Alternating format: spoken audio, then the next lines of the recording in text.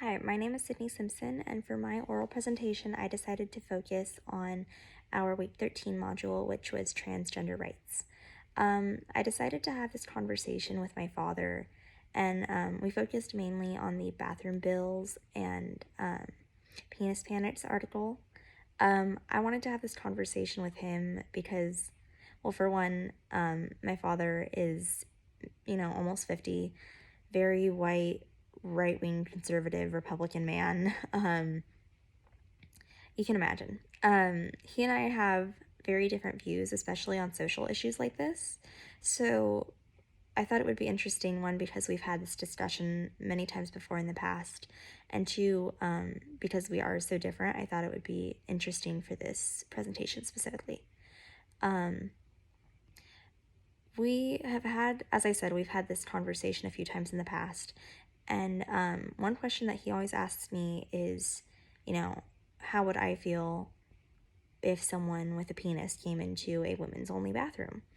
And I think that while that is a main concern for a lot of people, I think that we need to be honest about the current situation of the world that we live in, because really my main concern is not someone who identifies as a woman coming into the bathroom, even if they were born, with a penis.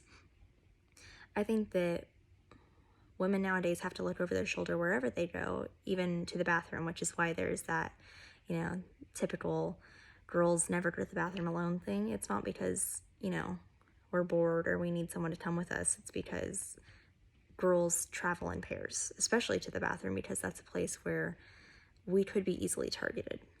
Whether it's a same-sex bathroom, whether it's, divvied up between men and women, I don't think it matters so much who is allowed in the bathroom. If someone wants to come in and take advantage of someone, it's going to happen. Which is why, my safety, not that it's not my main concern, but I think that I have to look out for my safety whether we have all gendered bathrooms or not. I think the main safety issue is that if we don't allow,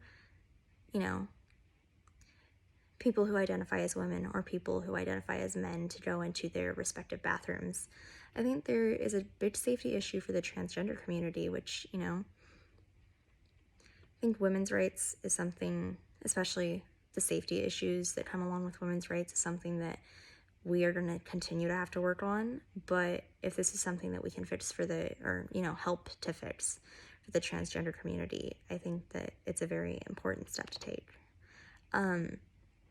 He, as a man, didn't get this, just because he hasn't had to spend his whole life looking over his shoulder. So he didn't necessarily agree with me on that, but he didn't have a whole lot of questions for me after I explained it in that way.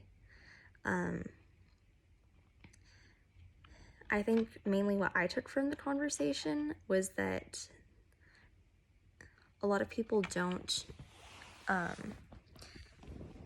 am I going to try to word this? Think that people, which was mentioned in a different article in the same module, blur the lines between, the gay members of our community and the transgender members, because my dad in this conversation and in conversations that we've had before constantly goes back to, oh, well, I'm not homophobic. I'm not, I don't have anything against gay people. And we've had the conversation. I've tried to explain, well, Dad, there's a difference between, people who are gay and people who do not identify as their gender that they are assigned at birth. So I think that before we would ever be able to come to a consensus, we would think you'd have to be a little bit more educated on, the difference in the lines and how not to blur them, if that makes sense. But I think now that I'm older and can articulate myself a little bit better than I could the last time we had this conversation, it was definitely,